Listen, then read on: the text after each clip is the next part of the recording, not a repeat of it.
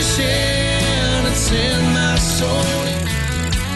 Welcome to the Salt Strong Podcast, disrupting fishing entertainment as you know it. Prepare to laugh. Prepare to get to know fishing legends in a whole new and unfiltered way. And on occasion, you might even learn a thing or two about fishing. Here's your host, Joe Simons. Like diamonds. Hello, Salt Strong Nation. Joe Simons, like diamonds. We are back. Another episode talking about Sheepshead. Got little bro, Luke Simons, like diamonds, Tony Acevedo, like avocado. We're missing Wyatt today. He is working on some top secret stuff for our Insider Club. If you're not an insider yet, just so happens this whole episode is sponsored by the Salt Strong Insider Club, the only place that helps you catch more fish, save time on your tackle, and unite you with friends with their amazing community. Go to saltstrong.com/pricing.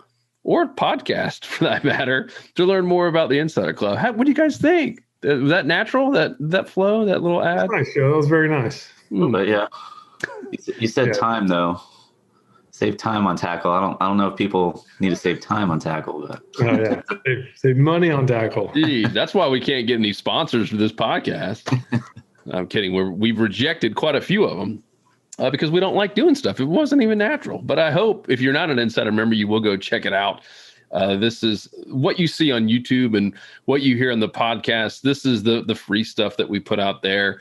We put out a lot of content, and the majority of it is for our Insider members. We save the best, really the on-the-water footage, because the on-the-water footage is the stuff that you just can't replace. That's the stuff that truly does save you time, and we have...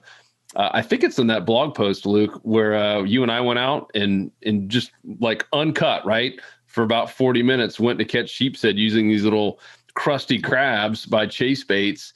And it was nerve-wracking because I hadn't used these things before, and we ended up doing pretty well. And that's the stuff I think is just incredibly valuable to see real dudes going out there with real lures and real bait and just trying to catch fish in new spots. And so we're doing that every single week with multiple fishing coaches now. That's all. Yeah, and for the club too, the unique thing before we're going to talk about sheepshead fishing, and then this is like the ultimate. This is time to get started. They're starting to show up in big numbers. Time to catch a bunch of sheepshead. But as far as the club, the unique thing that is, I think, the most valuable part, at least one of the most valuable parts, is that we actually show the spots where we're catching fish, so that you can find similar spots near you. It's one thing to kind of talk about it. It's another thing to literally look on a Google map and show, okay, I caught some snook there, some redfish, some trout there, some flounder here on these conditions. And that way you can just look for the same type of spot near you and you can replicate the results. So that's really what we never show publicly, obviously, because we'd have a lot of upset people, but it's invaluable. And I learned from Tony, like it's just so much, just seeing stuff like that, it significantly increases the learning curve. So yeah, again, if you haven't tried it out, just give it a shot. You'd love it. Yep. And I'm going to give you a quick tip on saving money, not time. Well, it might save you time too. So I was planning on showing one of these crusty crabs outside of the pack.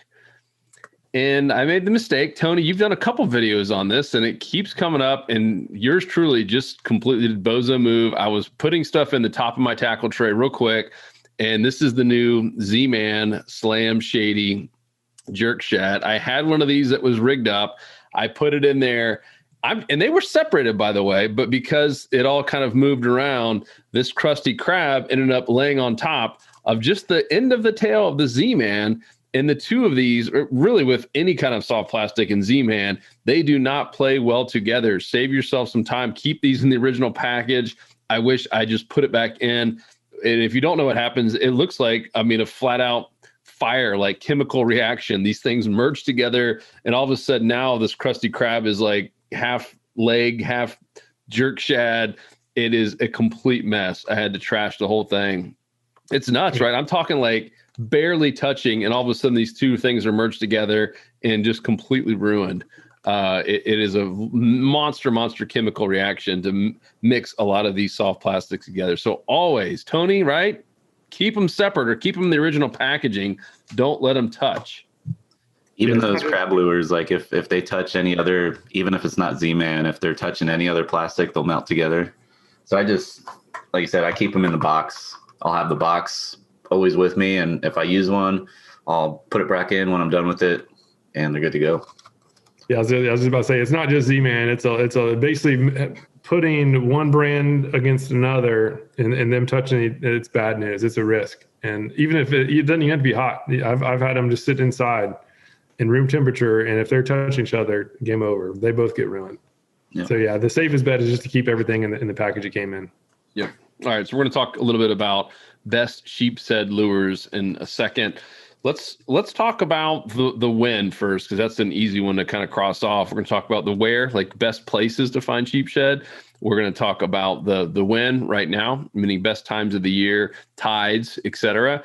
And we'll talk about some of the best lures and live bait, and then obviously, some tactics on how to use them, how to rig them, how to retrieve them, how to get more strikes. So you kind of teased on earlier, Luke, like we're about to hit the kind of prime time. You can catch sheepshead, especially down here in Florida, pretty much all year long. But wintertime starts getting a little bit cooler. They start coming in. What's the deal? Is there a certain temp? Is there a certain month where all of a sudden you're like, all right, I'm putting my big boy sheepshead pants on? Yeah, I don't know. I usually go out in the wintertime. There's sheep to be caught all year long, but the wintertime it seems to have they're the most prevalent inshore. And as far as like the wind, I generally do best when it's just sloppy conditions, and it's usually because that's when I target them. Really, after the cold fronts come in, the cold fronts will often cause, the redfish, snook, trout, flounder, the fish I'm generally targeting, it'll cause them to really slow down and be more lethargic, and I feel like it fires the sheepshead up, or at least it doesn't impact them, and sheepshead are often caught in canals systems, which are the easiest things to fish on really cold, windy days after front comes through, because you have all those houses blocking the wind, and you can get these little sheepshead lures, these little crab lures, and sheepshead love them. So last year was the first time I started targeting sheepshead with artificial lures, and now it's all I use. Like they work extremely well. And Joe and I, we did that podcast. And we'll put a link down below on that. But we just literally fish these two lures. This one is for dropping down the pilings. When their sheepshead are up on the pilings, they just totally smack this as a really nice fall. And then this one's from Savage Gear. It sinks really fast, but it does really good on the ground. So this is like dragging across the bottom, or I guess it would go this way. Dragging across the bottom. It almost looks like the crab is retreating from that sheepshead as you're retrieving it, and they love it. So these are the only two lures I use so far. Cool. And so time of year, it's colder when it's gnarly, because that's why we did that podcast, right? We realized in your little Maverick, we couldn't even get out. So we're like, yeah, I guess we're stuck in the canals. Let's target sheepshead. Any other times, Tony, what about you? When are you targeting them? Yeah, it's the same thing for me, especially fishing from a kayak. I'm kind of limited if the weather's really bad to get out there and fish the flats after a cold front comes through. And plus, like Luke said, the bite really shuts down for the main target species, redfish, snook, sea trout. And sheepshead, they're just easy to catch. You can catch them from shore. You can, put your kayak in the water and go to a bridge, launch right next to the bridge and fish the pilings, tie up to the pilings if you need to, so you don't get taken away by the current and the wind and all that. But wintertime, as soon as the cold fronts start coming through, I'd say January, February, March, down where I'm at, Central Florida, seems to be a really good time. The sheepshead school up.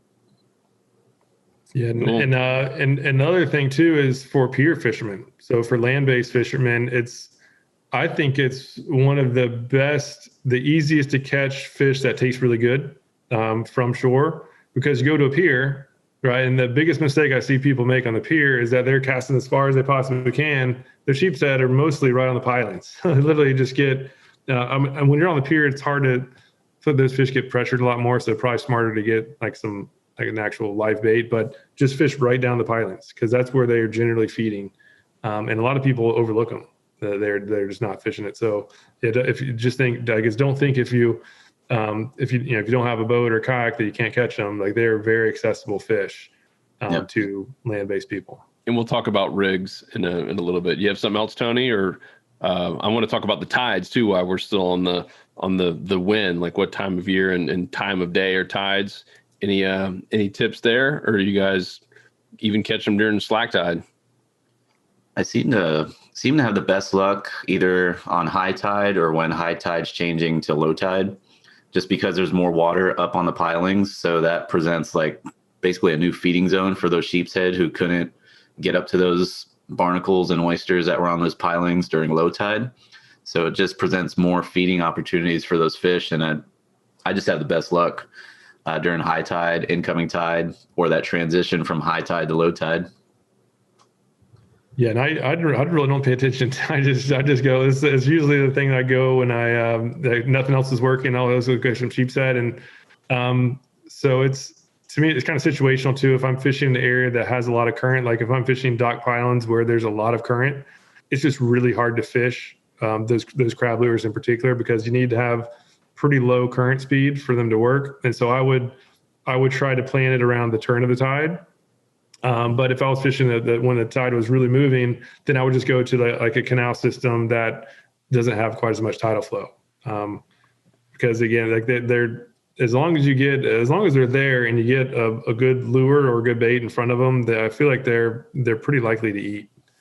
So it's really just kind of go when you can go, from my experience.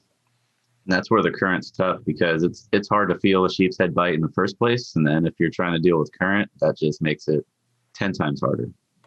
Yeah. And one thing, they are very finicky. So it's not the type of fish that you can have like Otis on board, like my dog Otis, making all sorts of commotion, particularly when they actually go up on the flats too. And you can actually sight fish them, but they're actually hard to get on the flats. Some people, you can get them on fly rod, which is like the ultimate challenge, because they're very, very finicky on the shallow water.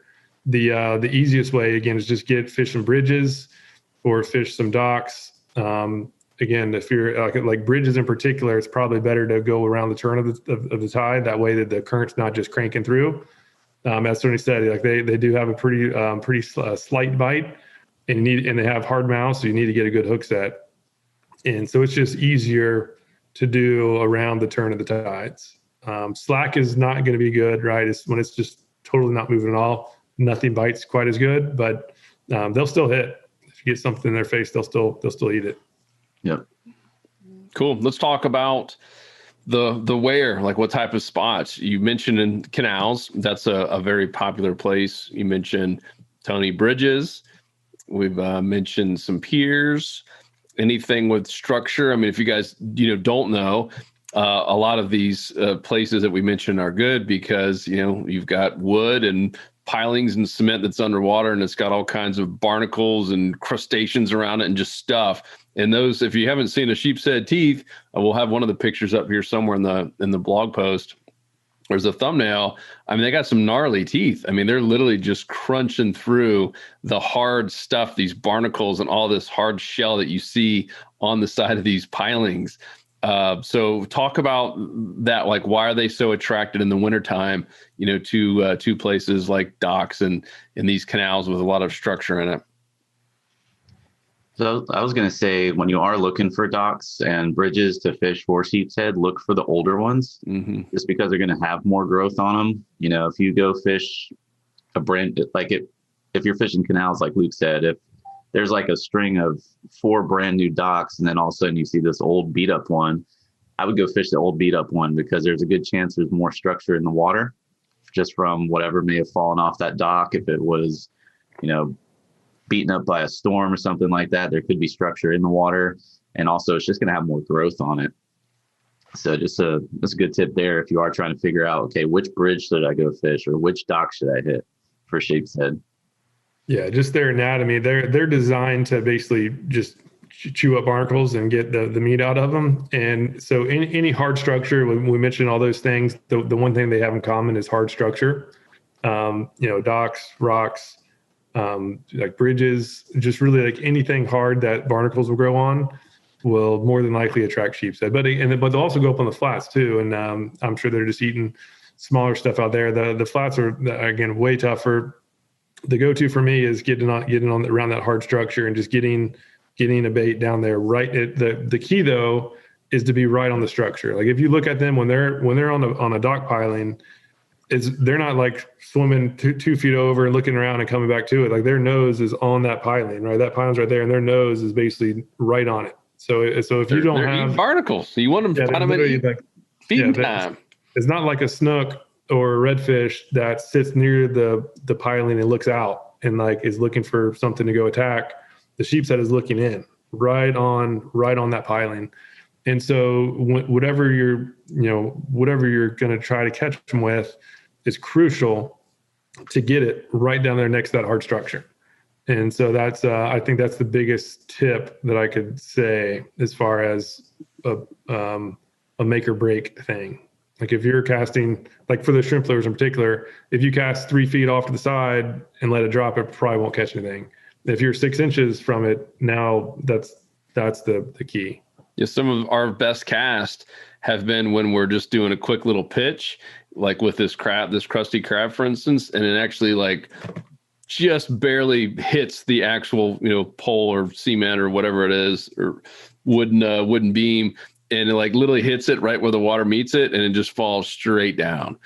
And once again, you're letting line out, but not too much because you don't want to let the thing run away with it. But you're letting line out as quick as possible to hit. And all these sheepshead, right? They're usually always at the bottom. I know there's some that might come a little bit higher to keep chewing, but for the most part, I think maybe they can feel our presence. Do you agree with that or disagree in terms of? They'll be up they're up the pilings a lot too. It's most are on the bottom, but don't overlook the pilings. Do you get many strikes on that? Because I feel like every time I've done it, I'm always getting him when it hits the bottom, or maybe they already have it in their mouth. On the bottom, but there's a lot that'll hit on the drop too. It happens, and the key is your line is not going to be tight at that point. A lot of times you don't really know because like you just kind of do the count. Okay, it's on the bottom, and then you reel up. Oh, we got one on. If it's a calm day, it's tough to do it when the wind's cranking, like after the cold fronts. But if it's calm out there, you can just watch your line on the water, and as it's going down, you'll see like the line just do a quick little jerk, and that'll be the sign that you have a strike. So if like that day we were out, Joe, that I guess the couple times we were out doing filming, it was pretty windy, so like it was just hard to even notice. But on those calm days, you can see the majority on the bottom, but there's a lot that hit up in the mid column as well. What about you, Tony? Where you catch them in the water column? Usually on the bottom. I find it tougher to get them when they're up top, just because it's hard to keep either a lure or a bait in the strike zone. And if you want to keep it in the strike zone, you basically have to throw it out there weightless, and that can make it hard for your cast to be accurate, unless you are up on a pier or up on some high structure where you're just dropping something straight down. But I found that the crusty crab is one of the things that I'll use or have rigged up just in case I do see fish up top, just because you can cast it out there and it'll sink slowly. So if that fish does see it, they have a better chance of following it down to the bottom and then striking it. Yeah, the crusty crab I should have said that before. The crusty crab is the only thing that I've found that catches them on the fall, like on the mid column, but it does it really like surprisingly good. So like, I don't think I've ever even caught one on like a shrimp or crab on the fall, because I'm usually waiting on the bottom to get them, just to get it down. Yeah, I'm usually getting them on the bottom. But if you have if you're using shrimp or my favorite bait, sure we'll talk about it in a few, but is a fiddler crab. You put it on a small, number 1 octopus hook. And if you have light enough tackle where you can fling it out to that piling, it'll slowly sink, and there's a better chance of that fish finding it before it basically gets out of sight. Yep. Cool. All right. So we've covered the when, tides, and time of year, and kind of covered the where, kind of best spots. Let's talk about the what to use. So we'll talk about rigging. You mentioned some of your favorite crabs, little fiddlers. We obviously got these little chase baits, and what's Savage Gears. The other, is it those kind of the 2 leaders in terms of making these little sheepshead lures? Those are the 2 probably most popular. There's another one. There's a really expensive one that's made out of Australia. I can't remember the name of it. That's chase baits, right? No, there's another one. A crank a crab. It has the treble hooks. It's got like 2 treble hooks on the arms, and I got one. I'm going to use it. I got one. I couldn't find it until pretty late, it was like late spring or summer when I got it. So I'm not sold on it because it has treble hooks, which is in the fact that most of the sheepshead are by that hard structure. That's not good for treble hooks. That's a guaranteed, not guaranteed, but it's a very high chance that you're going to get snagged. And it's like a $14, like a $12 or $14 lure. Like, not a good combination. These crusty crabs, they're expensive. What's that? They're expensive. Like, I was they're pretty shocked at expensive. Yeah, it's like 9 for 2. It's like $9 for 2 plus or minus. Dude, where are you shopping? You shopping at fishstrong.com? I must have got ripped off. And then the Savage gears are actually the best deal, where you get 2 for like $6 or something like that. But again, like, although that's kind of expensive for a little crab lure, they'll catch a bunch of fish as long as you don't get snagged. And or mix them with Z-Man or any of their salt. Yeah, or put it next to Z-Man.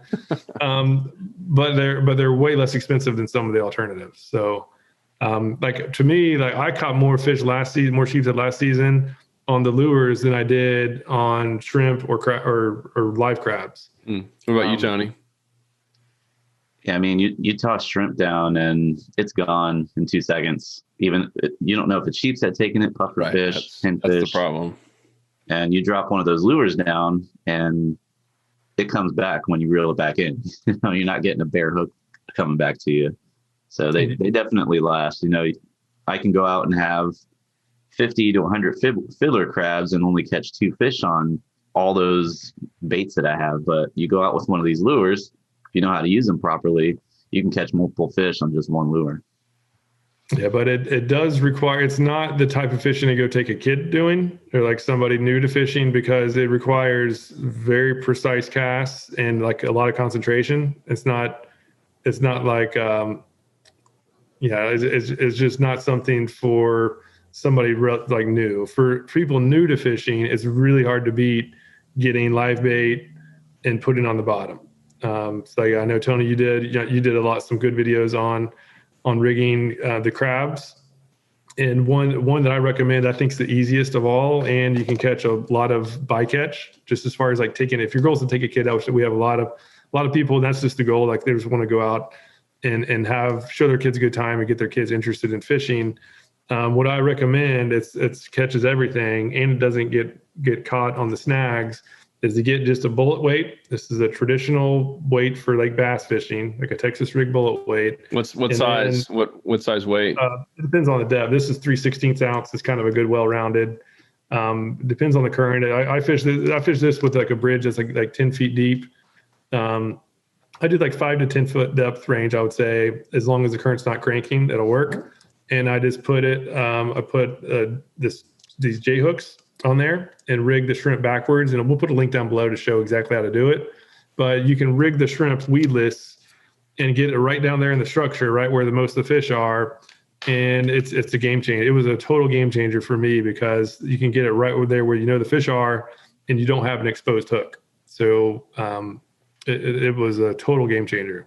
But to Tony's point, because we did a live podcast on that, and I think we only caught a couple sheepshead. We caught a lot of fish, and you get those talk about mangrove snapper grunts, just destroying it, little sea bass, which is awesome for the family, but made it really tough if you were actually going out there trying to target keeper sheepshead. If you're going just for sheepshead, live fiddler crabs are hard to beat. Or those, what are those crabs on the mangroves? I think called spider crabs or something. Those things are dynamite too. They're just harder to get. Yeah, mangrove crabs or mud crabs. Yeah, fiddler crabs are probably the best bait you'll get in the wintertime. The only where do you get them, Tony? Well, that's the thing. They're the hardest bait to get in the wintertime. It's because they bury themselves in the mud. And we have a video showing, actually, I believe it's on the Insider group. I went out and dug up some fiddler crabs for myself in the wintertime and used them the next day and caught some nice sheepshead, because they'll bury themselves. Those little dime-sized holes you'll see on the shoreline, that's where they're at, and you have to dig them up. And in the summertime, you'll see them running rampant around. So in the wintertime, it's hard to find them, but if you can get them, that's going to be your best bet. If not, sand fleas. Sand fleas right now are pretty abundant in the bait shops. Pompano fishing is very popular in the wintertime off the beaches. So sand fleas are very abundant, and those can be a really good bait as well. I think I rarely use shrimp just because of, the frustration of losing a shrimp as soon as you drop it down to something else. Yeah, I did some filming. So for the couple months, like toward the end of the last sheepshead season, I tried a few times. I was soaking a GoPro on the bottom and then putting some baits right in front of it. I really wanted to see how a sheepshead actually goes up and eats. And I had multiple times where the sheepshead, they're real camera shy. They'll come up and they'll see the camera and pause and then bolt. Like they're pretty shy fish. But what I noticed in doing that is shrimp. I put a shrimp down, and even if it's only little pinfish, it's rare that a shrimp lasts more than like 20, 30 seconds in many cases. Because if there's pinfish around, they're like piranha. They go up there and they just totally just annihilate that thing and knock it off the hook. And it's by far I think what is the major cause of bait stealers. Because even little snapper, I've filmed little snapper, and they'll come up and they actually suck down. Even a small snapper will suck down that shrimp decently well. It's those pinfish are the ones that are just the most fierce and the quickest to arrive. And then I would sink down a sand flea. That's way better. The pinfish will still eventually get to it, but it's like, instead of 30 seconds, it's like 3 minutes. And then I'll put a crab down there, a fiddler crab, and it's like 5 minutes or more it lasts. And those pinfish, you can see them, they're pecking at it. They can't get a good grip. And so that's way more time for sheepshead to find it before the bait gets ruined. Yeah, I will say the one thing I do use shrimp for is I'll go and buy like a pack of frozen shrimp, or I'll get some of the fresh dead shrimp that they take out of the bait tanks overnight, and they just put them in Ziploc baggies. Some bait shops do it, and I'll use it as chum. I'll keep it in the bag, crush it all up, and then if I know fish are in the area but they're not really feeding, I'll throw a handful of shrimp out. And that'll get them feeding. You don't want to use too much because then you'll fill them up and you won't catch them. So the fine line is how much you want to use, but shrimp could be a good way to chum them up, get them feeding, get that area a little active. Tackle Shop Tony. Note to self: if you own a tackle store, Tony's probably hanging out behind your place when you're shutting it down and taking some of your leftovers. Speaking of that, what about just barnacles? I personally have not done this, but I know there's some people that literally just find some of those old dock pilings and scrape barnacles off and use that. Have you guys done that? Yep, I've done that as well. I bought you don't actually, it's to chum them up, right? It's like those things are so small enough you can actually put a hook in those little things. But I've seen people use barnacles as bait before. I haven't tried it, but yeah, there's some dude in the Facebook pilings. Yeah, Facebook group was talking about scraping them off and putting them on a small little like long shank hook, and I was like, I've never done that before. So you've used it as chum just to get them like feeding, but you've never used it as bait. Yeah, I parked right on a piling, scraped barnacles off for about 5 minutes, and then drop a fiddler crab down and hook it up almost immediately right underneath me. Oh, really? You didn't even have to like leave for a couple minutes? You just right then and there. Nope, just scraping it. All the noise you would think would scare the fish off, and I think it attracts them. Dinner bell, baby. I know it's a feeding time. So do you have something else on that, Luke? No, I was gonna say I know a lot of those things filter a lot of the water, so I like to let them be and just go catch them with again if you have crabs or anything else they'll eat it. So it's definitely not a requirement. Oh, you're a hippie. Look at you. Of course you. Long-haired hippie. Worried about the old dock pilings. I'm trying to conserve them all. I'm going to make me a wood bench one day and out of... Keep going. I'm fiddling one right now. I'll back. You're fiddling a wood bench?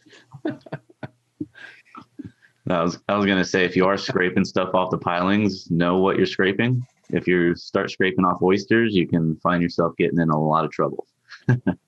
So make sure you're not doing that. Thank you, Tony. Let's talk about positioning, because that's a question that comes up a lot too. These little guys, they do have a little weight, right? But I don't know, even says what they weigh. Oh yeah, 4.5 grams, which is, let me do the math, 0.15 ounces. It's actually right there on the stated, but that's pretty light. So how close are you getting? What's too close where you're spooking them? I know you can, be quiet and just sit on the dock and drop it, open the bail and drop it straight down. Probably better chance from a boat or kayak. What have you guys found? Is there a position that gets too close where you're now spooking these, or they're on high alert? I'd say 15 to 20 feet, just either at an angle, like if you're casting to a shallow dock, be at least 20 feet away. And if you're fishing straight up and down, if the water's 15, 20 feet, that's a good depth that you can catch them right underneath you.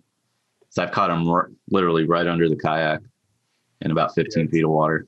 Yeah, depth is a big factor. Like if you're fishing a shallow flat and you get 30 feet from them, they're gone. And but if you're right above them and it's 30 feet deep, you can get right above them and drop base down. Well, let's just talk about a typical, like these canals, since that's where we fish a lot, that are 10 feet ish. Yeah, canal that's like 5 to 10 feet. I just stay 20, 30 feet away, just like Tony said. Just because you have to get an accurate cast, and it's really hard to cast those really light lures accurately from a distance, especially if it's windy. So you just basically try to get as far away as you can while still comfortably casting to the dock pilings. And so you cannot be too far away ever, and you definitely can't be too far away. When you get too close, many cases, if you see them, they can see you, and they're gone. You just have to hope that in many cases you can't actually get, because I've actually watched them, like sight fished them and watched them eat, where they're on that piling and their tail is towards me. So they're looking at the piling away. You can actually get really close to them. As long as you're quiet and you're not making any big pulses with the trolling motor, just go at a nice steady pace. You can get really close to them, and they will eat, but just know that as soon as they start looking at that crab, if they can see you, they're gone. Like they're a very skittish fish. And the benefit that we have is that we know that their face is buried in the piling most of the time. So it is possible to get close, but I say when in doubt, get as far away as you can. Cool. Hook set. Talk about that. You mentioned that this, for a couple of different reasons, is maybe not the best for a brand new person or with kids. It is a little bit more, finesse, meaning you have to actually be paying attention and kind of be ready because it can happen really fast. How are you guys setting the hook to make sure you get these bad boys, these toothy critters? It's really just a slight pop, especially if you're using braid, and to feel the bite. The difference between like a sheepshead biting compared to like a pinfish, I feel like the sheepshead, it's more of a tug than like a pop. So once you start feeling a slight tug, that's when you want to set the hook. And a lot of people say set the hook before you even feel the bite. So if you know they're there and you know they're biting, every now and then I'll just start, popping the rod and see if there's a fish on there. Interesting. I've never done that. I think that it's just, we'll talk about the lures first, because that's just my favorite. But it requires a sensitive, like as Tony said, there's a noticeable difference as long as you're feeling for it and you have good gear with braid line, no stretch, and a sensitive rod. You'll feel the thump versus the tap. The taps are the pinfish. They're going to be tapping it in little small smigger snapper. They'll be tapping. It's hard. It's hard not to set the hook because you know that you need to get a pretty quick hook set. A lot of times they'll just kind of grab it and let go. But you'll feel like it's a slight thump. It's not like a trout or a snook thump. It's just, you can feel a difference, and then there'll be weight. And that's when I let them have it. Not like a bill dance, huge hook set, but like a nice firm, like you're set it to mean it, because their mouths are pretty tough. And with these hooks, like on these crab lures, these hooks are pretty small. So you're not like going like way down in there. You have to hook it right through, like the top is pretty much always going to be right in the top of their lip. And it's strong. There's a lot of bone there, so you have to set it like you mean it. And if you miss it, it's rare they come back. Like, so you have like one shot, and it's not like a trout where you miss it and they'll probably come back around and get it. It's rare that they come back a second time. Yeah. And if you're using, fiddler crabs or sand fleas, my favorite rig to use is a dropper rig. That's where you have the hook above your weight. And I like to use a heavy weight, like 2 or 3 ounces, because that helps anchor your line down better, especially if there's a lot of current. That way, because the hook is above the weight, if anything's touching that hook, you're going to feel it better, as opposed to having like a split shot above a hook or something like that, where, the split shot is basically absorbing the bite. You can't feel the bite unless you have the weight of the fish on there. So having a hook above your weight definitely be good if you're trying to feel that bite. And that's what you use for fiddler crabs? Yep. I use that, like I said, a 2 to 3 ounce bank sinker on the bottom, and then a number one octopus hook or a 1/0 octopus hook. If there's big sheepshead around, you can go with that bigger hook, but I like to go smaller just because you never know how big the fish are in the area. Where do you hook your fiddlers? I hook them underneath the body, underneath the belly, then out through the top. It's nothing fancy. And I rig them so that, they're facing out away from the hook, and make sure you keep the claw on. That's almost like, I don't know, it helps draw the fish in. I fish with fiddler crabs that didn't have the claw on compared to ones that did have the claw on. The ones that had the claw were getting hit a lot more than the ones that weren't. So I feel like it almost draws those fish in. It's like a sight, an indicator of food being there, if that makes sense. And so on the claw, do you hook them right in the back? Let me just get this shrimp, because I don't use the fiddler crabs quite as much. Are you hooking them right there in the middle, or do you hook them off to this like a corner? Right in the middle of the body. It's right in the middle. Up through the bottom of the belly, out through the top. So it's basically like this, where it's just, the hook point is going back toward the back, and if you pull it, it's basically retreating. Yeah. Yep. Very nice. Very cool. Let's talk about one of my favorite topics, color. I know the Krusty Krab and this Savage Gear, and what's the other one? Out of Australia, the Cranka crab. Cranka. They have quite a few different colors. Have you found one that works best? This is the one that we were using. I don't know if you guys can see it in the glare. That one's called sand something. Yeah, I don't even know where it is. I just go natural. Like let me just try to match the sand crab. Yeah. And so here are the two that I use most often. So with chase baits, this one's called I forget the name of it, but it just looks just like a crab. And then this one, same thing, brown top, white bottom. Gets the job done. Don, have you seen a difference in the color of these suckers? What was that? Have you seen a difference in color? Not really. I've seen pictures of guys catching them on the really dark black colored ones, and they have one that is a really purplish kind of color, and they still catch fish on them. One thing I would add, if you are using the artificial ones and you're not getting a lot of strikes, is to add some Procure or some type of scent, some type of either blue crab or shrimp scent onto it. Can definitely help,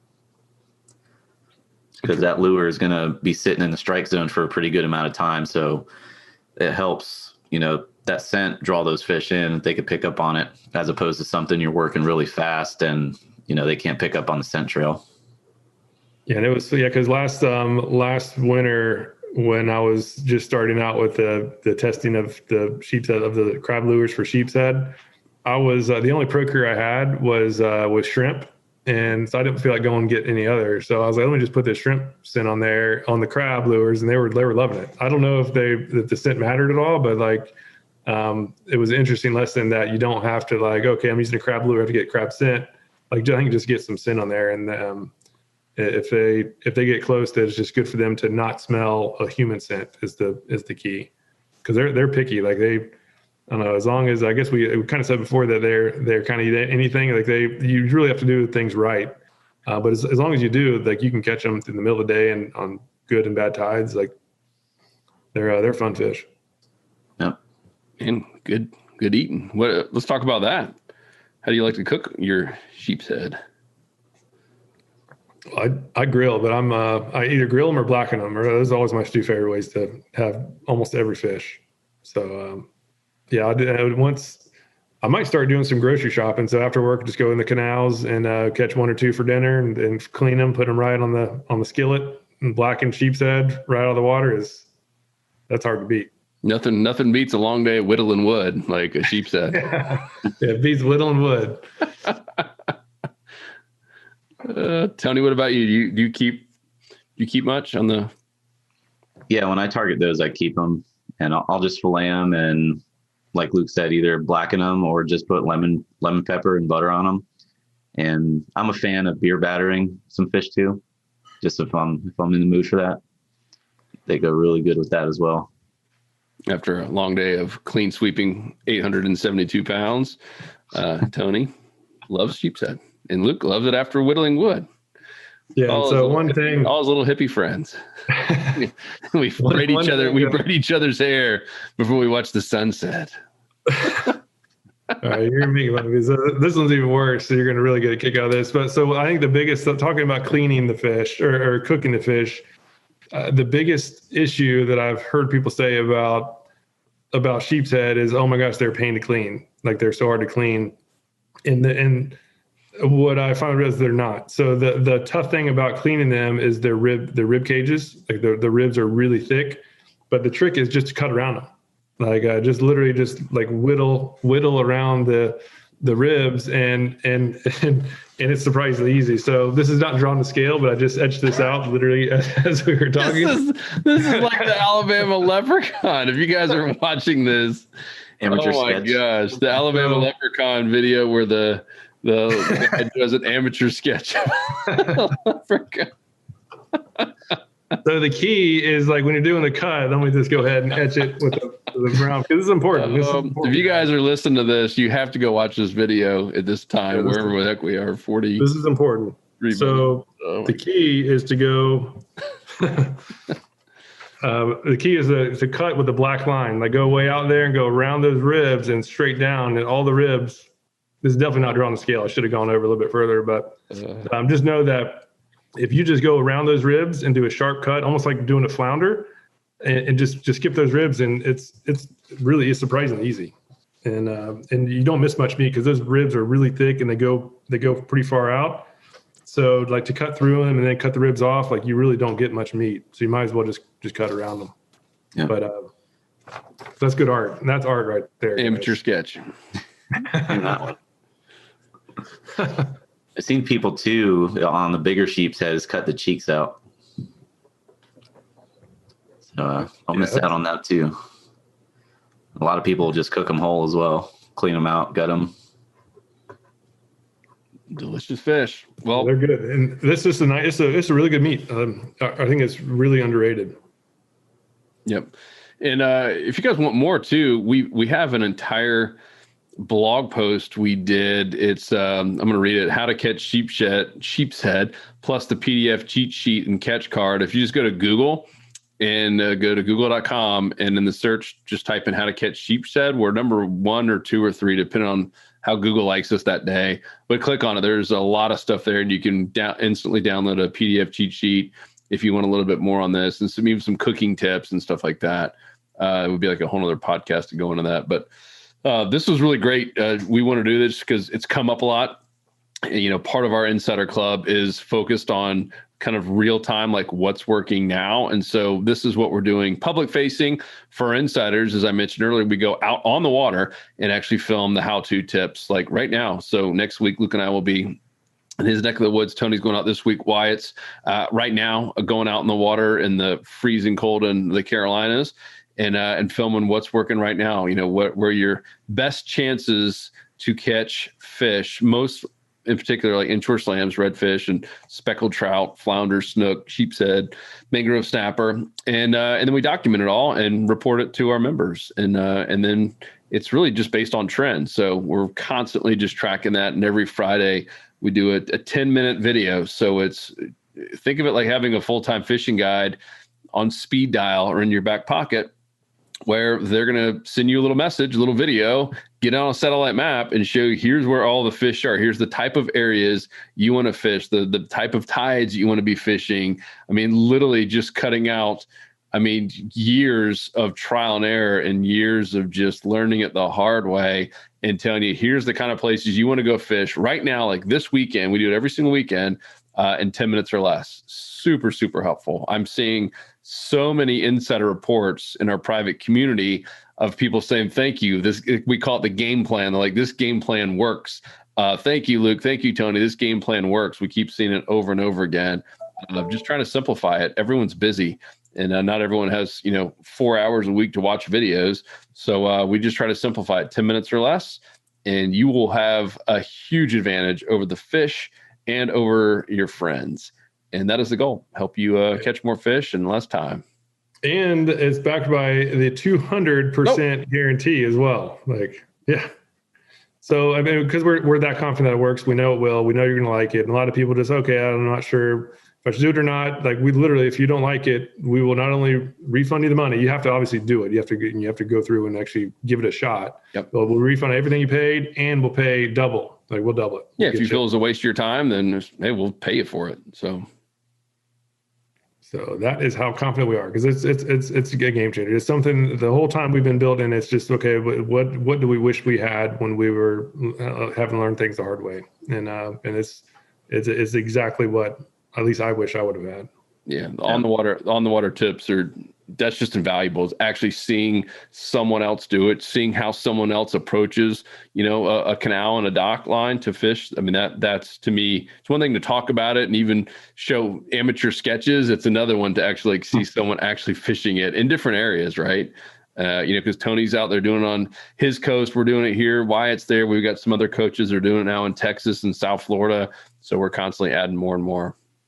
Yeah, this is going on eBay, so I know I'm going to go through a lot of these crab lures. So you got to raise some funds. So eBay, they'll find that kind of hard work everywhere. I was going to say, even if you're going to learn from us, obviously, but you're even going to learn from the members as well. Like even we are learning from the members, because they post their fishing reports, and let's say I haven't been able to get on the water for a week or two, I can go look at those reports and see what's been going on and apply that to where I'm living. So it's not just us. It's about everybody in there. Yep. And we're starting to bring on our members, right? We had Bill DeWeese on because he was such an expert at saltwater casting reels. And we've got Pat now coming on, our boy Pat. And I think it's been a year now testing out only fishing with topwater. He just said, you know what, I am going to master topwater lures. And for a year, and he fishes very often. Pat Ogletree, that's all he's gonna do. We got guys like Andy Hong in there, and Gorgeous George and Joe Schaefer. I mean, just constantly adding and Brian down in Placida. I mean, the list can go on of people who are just adding tons of value, and we're all learning from. Like, man, these guys, they're legit. Yeah, and it goes through. It's the whole thing is about we're all learning from each other. Like just this crab lure. So this was introduced to me by James Shower and Jimmy Tinnell. We were on a meetup, and they were just talking about these crabs, and James actually gave me one. He was like, "Yeah, try it out," and it was the most fun sheepshead fishing I've ever had. And so it's you just never know when you're going to learn a really cool tip, and just being surrounded by a network of fishermen who just love fishing and are open to share ideas, it's a game changer. So that's why we offer that big guarantee, because no matter how experienced you are fishing, especially saltwater fishing, there's so many different species, there's so many different methods to catch them throughout the season. It's literally impossible to not to know it all. And it's impossible not to learn some really cool stuff when you're surrounded by people like that. So power of community. Mm-hmm. Yeah, Friendly buddy. community. Not the junk you see on Facebook. Love it. Well, guys, if you want to join us, if you're already a member, we thank you so much. We love seeing your post in the community, in our private community that we've built. We got some really, really cool things for next year, even some gifts. I won't ruin the surprise, but stuff will be mailing to your house for you members who are hitting your second year or more. So that being said, if you're not, come join us, saltstrong.com, and you'll see a link right at the top, or saltstrong.com/pricing, or you can always go to the podcast page and we'll have links for it as well. That's the Salt Strong Fishing Club. Save you time, save you money, catch more fish, meet some friends. And like Luke said, you got nothing to lose, 200% money back guarantee. So that's it, guys. We appreciate you. Thank you so much. And we will see you in the Insider Club. And we'll see you on the next podcast. We out. Peace. Later. 'Cause fishing, it's in my soul.